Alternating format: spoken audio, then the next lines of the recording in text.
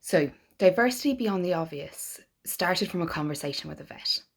And myself and a vet noticed that there was room for development in the coaching and supervision space for us to consider the implications of diversity and inclusion.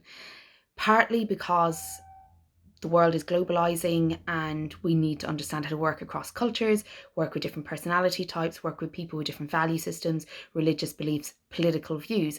And we already know from everything that's gone on how polarization can happen very quickly and how we can miss the opportunity for learning, either ourselves as coaches and supervisors or with our clients.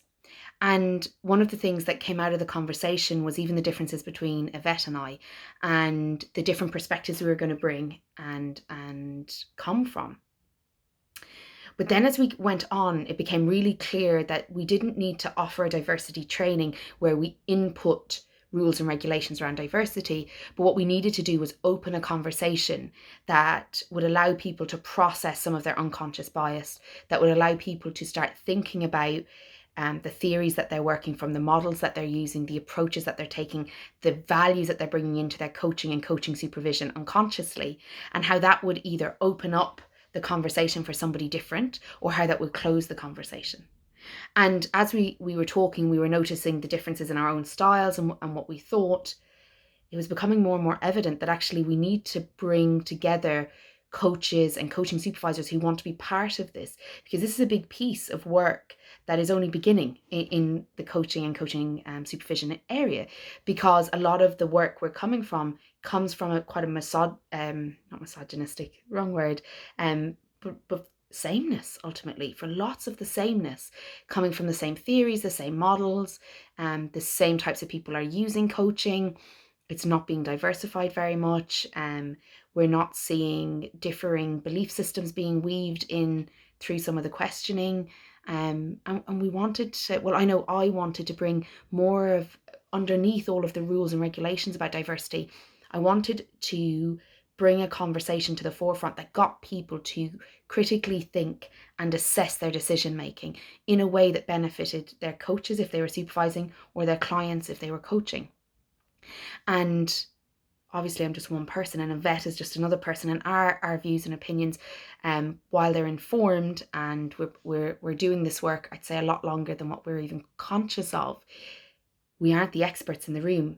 So I think that was a really important piece to bring into this. In a true coaching nature, it's about the questions that we ask, the environment that we build with everyone, the quality of conversation we can support, so that everybody in the room brings something into this and that everybody's diversity is included in the conversation, but also everybody's bias is there to be reviewed and understood, as opposed to judged or included or discluded. And so obviously I'm different to Yvette, Yvette's different to me. I'm sure every person that shows up will be different to us in different ways. But diversity beyond the obvious is about being part of an experience that has you deep in your own practice, so that you can offer more inclusive practices when you go into organizations or you work with individuals, and you can stand over that because you're doing what it takes to offer that. But also so that you can start helping shape the conversations around diversity and inclusion from more of a coaching perspective. How do we understand it in terms of our role as coaches and coaching supervisors?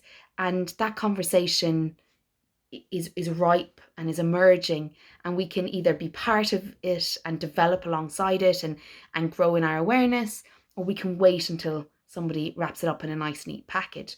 And so Yvette and I have tried to do in between. We have a package, a container of a process, 3-part process, starting in February, and we'll be repeating it in April. And it's the start of a process for that. But everybody who attends is going to be able to bring what we did in those sessions out into their own work with their clients, and be able to bring that value forefront to the person who it matters, which is the client at the end of the day.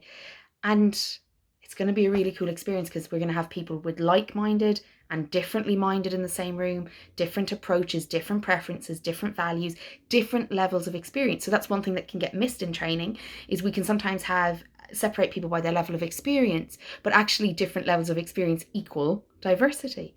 And so that's what's going to happen in Diversity Beyond the Obvious. And if you want to know any more, you can email myself or Yvette. I'll leave the details below, or you can pop to either of our websites.